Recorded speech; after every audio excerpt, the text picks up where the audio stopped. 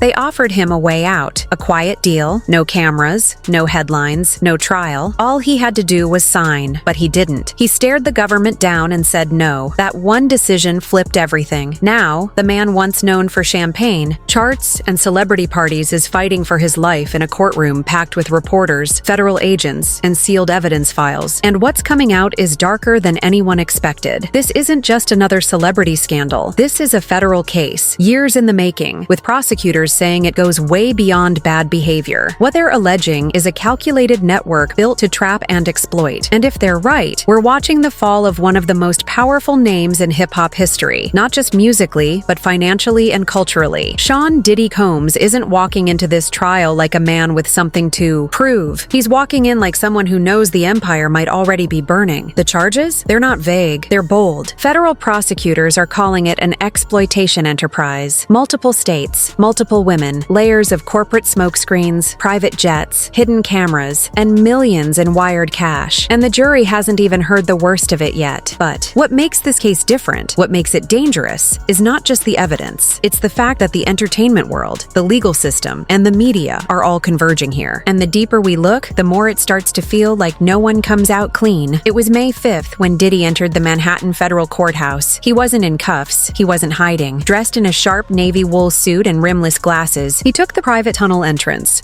trying to avoid the cameras that were already waiting out front. Reporters scrambled for shots. Protesters held signs at the barricades. But inside, the atmosphere flipped. The courtroom buzzed, not with fear or suspense, but laughter. Judge Aaron Subramanian cracked jokes about the jury forms being longer than the Lord of the Rings. He poked fun at Diddy's long list of aliases. For a moment, it felt surreal, like this was just another celebrity moment. But that moment didn't last, because before a single juror could be sworn in, the air thickened. Prosecutors came in heavy. 5 felony counts, federal sex trafficking, conspiracy, transporting individuals across state lines for illicit reasons. And it wasn't just paperwork, it was strategy. They said this wasn't a mistake. It was years of deliberate control hidden behind million-dollar smiles and record deals. That laughter from earlier, gone. Diddy sat frozen, catching side glances, like he was the punchline of something deadly serious. Court officials brought in stacks of sealed evidence files. The government wasn't just accusing him of crimes. They were ready to prove them. This wasn't tabloid noise. This was federal heat, and the courtroom that once chuckled had now gone cold. What exactly is the government saying he did? It starts with the most chilling accusation that Diddy used his influence, wealth, and businesses to lure young women into high-pressure, high-risk situations. They're calling it organized, strategic, hidden behind luxury, charter flights, modeling gigs, 5-star hotel suites. According to Assistant U.S. Attorney Rachel Collins, this was a long game. They allege that under the glitz, there was a machine, one built to maintain control through money, access, and silence. Court documents point to a network of staff, shell companies, and even non-disclosure agreements used like armor to deflect scrutiny. Prosecutors say these weren't flings or affairs, they were setups. The indictment lists 5 major charges, 2 for interstate trafficking, 1 for conspiracy, and 2 additional charges tied to fraud and coercion. But those 5 are only the start. The feds believe these are just the tip of the iceberg. Grand jury testimony, encrypted chats, even rideshare receipts are all being used to draw a line from city to city, victim to victim. There are 3 main accusers listed, only by initials, and at least 8 more witnesses ready to speak. And here's the twist. Cassie Ventura, the singer who settled privately with Diddy last year, has been subpoenaed. She may return to the stand as a rebuttal witness, despite the settlement being confidential. That alone set the courtroom buzzing. With the charges this heavy, the maximum sentence isn't months or even years, it's life. Add to that asset seizure, forfeitures, and public reputation collapse, and what Diddy's facing is total destruction. This could have ended quietly, behind closed doors. No court sketch artists, no media frenzy, no subpoenas flying in from every direction. The federal government offered Diddy a deal, a plea, less prison time, fewer headlines, and he turned it down. Why? That's the million-dollar question. Because in court, he made one thing clear. He was not admitting guilt. His team says everything that happened was between consenting adults. The government disagrees. But either way,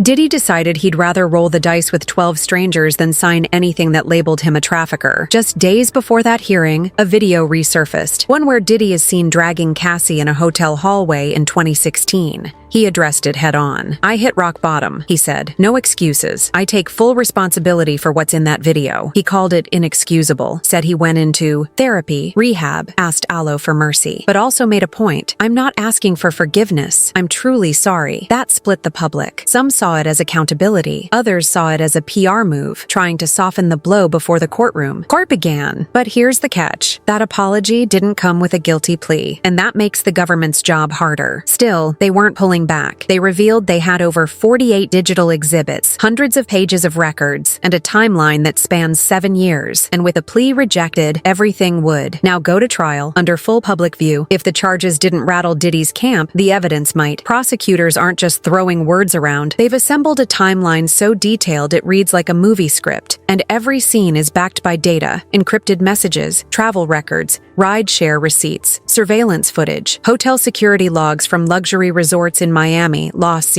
Angeles, and Las Vegas, all showing who went where, when, and who had access to which rooms. Prosecutors claim these logs match the dates of the alleged incidents almost perfectly. And then there's the financial trail. Over 2,400 transactions from various LLCs linked to Diddy, nearly $30 million labeled as consulting fees or event advances, sent to people with no traceable work history. Forensic accountant Olivia Grant says a chunk of that money disappeared into offshore accounts. One of them allegedly funded the purchase of a Beverly Hills mansion now targeted for seizure, and it doesn't stop there. 2 of Diddy's former bodyguards flipped. Both were granted immunity. One is set to testify about the infamous RED code protocol, a security procedure at private parties where guests' phones were confiscated and cameras shut down. The other, he claims he delivered envelopes full of cash to unknown drop points. Payouts for silence, he says. Cassie's sealed testimony might come back too. And according to the latest court filings, the prosecution also has screenshots of encrypted messages where Diddy allegedly coordinated events in real time. Even facial recognition data from private jet manifests is on the table. The feds believe all this isn't random. They say it proves intention. That's why this isn't just a scandal. It's being framed as a criminal enterprise. Section 5. The defense fights back. Diddy's legal team isn't sitting back. Led by veteran defense attorney Benjamin Brafman,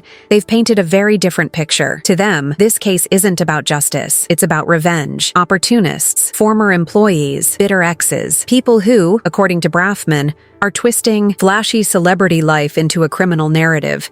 He says the government is leaning on gossip, not facts, that the prosecution is building a case out of half-truths and settled grudges. He even accused them of ambushing the defense by introducing last-minute witnesses, a tactic the judge allowed under criminal procedure. The defense plans to bring in expert witnesses. One is a music industry consultant who will testify that NDAs and large consulting payments are standard in entertainment. Another might speak about how celebrity parties are exaggerated by tabloids and ex-staff alike. They're also challenging the timeline. Some of the accusations go back nearly a decade. Brafman argues those fall outside the statute of limitations, but the prosecution says the conspiracy continued through 2023, which legally resets the clock, and they're pushing back hard against the digital evidence. They argue the messages were consensual scheduling. The ride data was cherry-picked. The payments? Legit business expenses. One sealed defense exhibit even includes a message from an accuser thanking Diddy for changing her life, but the government isn't buying it. They argue financial dependency was part of the control, that it wasn't kindness, it was power, and they've got the charts to prove it. This case isn't just Diddy versus the law, it's Diddy versus the system, a system now determined to strip away his empire. If the evidence wasn't explosive enough, the atmosphere surrounding the trial made everything worse. Outside the courthouse, protesters gathered daily. Advocacy groups like Silence Breakers showed up with bold signs demanding justice. But across the barricade, Diddy's fans blasted old bad boy tracks on Bluetooth speakers, creating a surreal audio war between two very different worlds. Inside, it was a logistical nightmare. Jury selection was supposed to take 2 days. It dragged on for a week. Why? Because finding 12 people in New York who hadn't already formed an opinion on Diddy was nearly impossible. Everyone had seen the Cassie video. Everyone had read, the headlines. So the court had to get creative. The jury would be anonymous and partially sequestered. Each candidate had to answer a 120-question form diving into their social media use, knowledge of past celebrity cases, and personal views on power, fame, and charity. It was a psychological maze designed to weed out bias. Even the judge had to manage the media circus. Cameras were banned, no live feeds, only courtroom sketches by artist Elizabeth Williams would be allowed, released daily through a media pool. Security was heightened. Court officers walked juror candidates through a separate entrance to avoid confrontation. And then came another ruling. Any new settlements between Diddy and his accusers would be sealed from public view. The judge banned phrases like hush money and warned both sides. No dirty tricks, no trial by tabloid. The courtroom would stay professional, no matter how wild things got outside. Follow the money. That's what prosecutors always say. And in this case, the money trail is massive. From 2018 to 2022, over $30 million